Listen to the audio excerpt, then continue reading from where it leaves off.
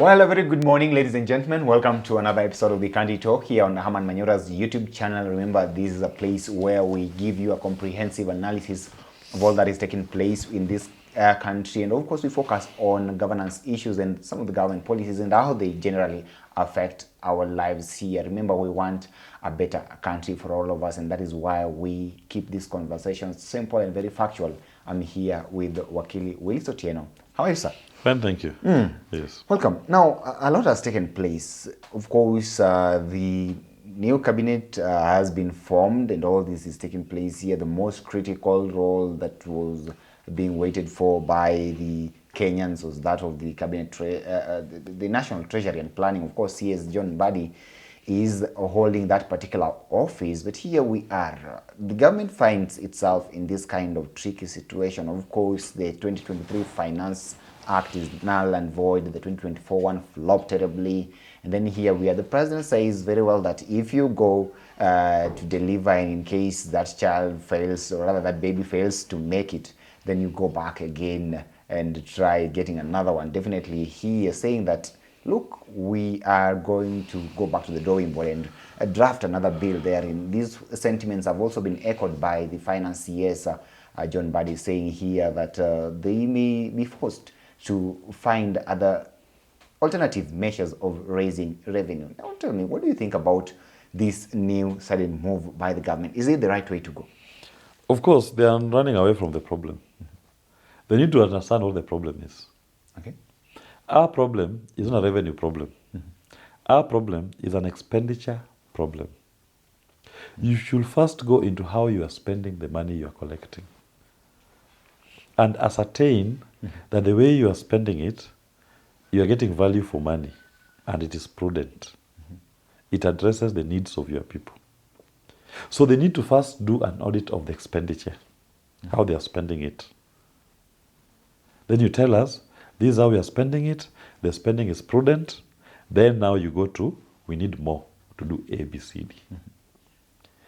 In the expenditure problem, the highest expenditure item is debt finance. 80% of the money you are collecting is going to debt finance.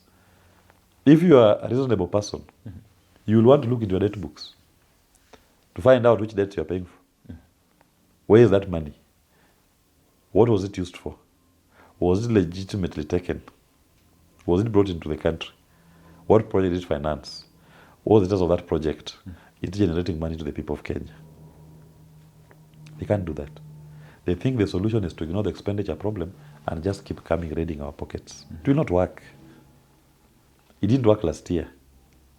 It will not work again this year. They're just compounding the problem. It's a waste of everybody's time. Okay. The template that William Ruto and Kenya Kwanza have taken is a waste of time template. They are kicking down the can down the road, and the road has now become narrow. The end time is here. Their fiscal system is collapsing. It will collapse. Kenyans reached the Laffer curve long time ago. It will not increase.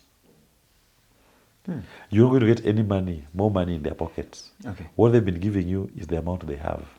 If anything, more and more of them are even losing jobs because of the failed economic policies of William Ruto. Okay. So if you're collecting pay as you earn this month from this company, next month the company, because of your failed economic policies, has closed down. Okay. You're not going to earn pay as you earn. The workers who've been released are not going to spend in that economy. So the consumption tax, VAT, will go down. So you'll collect less and less and less. So it will not work. Okay. You see, the former CS for Treasury and National Planning, Professor Njuguna Ndung'u, apparently had this to say when he was actually exiting the stage. And he was here saying that increasing taxes does not actually lead to the realization of more revenue. And I think that is what you're also saying here. Then questions would abound as to why is it that he said that at that particular moment. While he was at that very office back then, he wouldn't speak, he wouldn't talk. What do you think is the problem? What do you think the problem here is? Is it about the holders of those particular offices, or is it that there is some sort of an external force that is actually driving all these things here? The problem is William Ruto. Dungu did not perform, but they will not perform, not because they are failures. They will not perform because of William Ruto, Okay. who wants the easy way out. The Laffer curve is an economic theory that is known by any economist or anybody interested in economy. And I don't think that now they're in government, they assume the Laffer curve does not exist. They know it exists. And they've seen it in practice. The simplest example I normally give, if I had a tractor in the village, I plow for people, fuel goes for, at the time, 189. You increase it to 210 shillings. What will happen? The people that have been plowing for, I'll have to increase the cost of plowing their chambers. Definitely. When I increase the cost, they will say, we don't have that money to pay for the tractor, we'll use an ox, or we'll do hand plowing. So that tractor will be parked there. The fuel consumption will go down. What I was paying government in fuel, VAT and fuel levy, will go down. Because now I don't have users of the tractor. The numbers have gone down. So the collection from government will also go down. You are hoping that you increased VAT on fuel, that now you are going to make more money. Behavioral economics will tell you people adopt their behaviors based on the taxes that you've imposed on them. They'll abandon use of tractors. They go to ox plows or hand plows. So you end up losing more. You will not collect what you are thinking you're going to get. But if the same government, for example, were to take away VAT on fuel, I have the tractor in the village, the price of plowing, an acre of land goes down, and everybody will want to use the tractor to plow their land. So if I was spending 10,000 liters per day, now I have high demand, I'll be spending 20,000 liters, I will be using 20,000 liters to plow for this increased demand for tractor services. And government will collect more money. So you reduce taxes. Once you reduce taxes, you expand the tax base. For William Ruto, he thinks you increase taxes and you collect more. No. Reduce taxes, expand the tax base. Once you have an expanded tax base, you collect more. Because maybe in the base, you only had 2 people paying taxes. With the reduced taxation, you now bring 10 people into the ecosystem, tax ecosystem. You bring 10. From 2 to now 10. Now 10 more people are contributing to your taxes. That will boost your collection. But Imi thinks these 2 people who are paying tax already, they are paying 16%. Take it to 20. Of the 2, one of them will drop off. So you end up losing money. That's basic economics. Okay. You don't need to go to an economic school to understand that. So is that why you're saying that we are not going to witness any change despite whoever is put in that particular office? Until you change the thinking. Once you change the thinking, you move away from the demand side economics to supply side economics.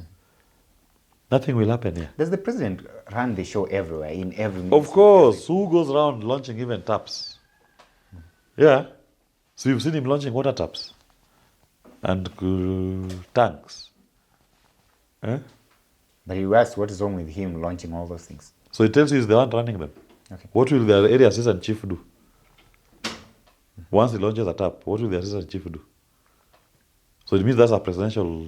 He never understood his task. His TOR as a president, he's never understood them. Okay. He thinks he's a chief operating officer of the country. No. A president should be about vision. What is the vision that you want to drive the country to? Then your bureaucracy feeds into that vision. But if you are launching taps today, tomorrow you are taking people to become maids in Saudi Arabia. What's the vision? You are launching fake projects across the country. You are telling the bureaucracy that it's good to launch fake projects.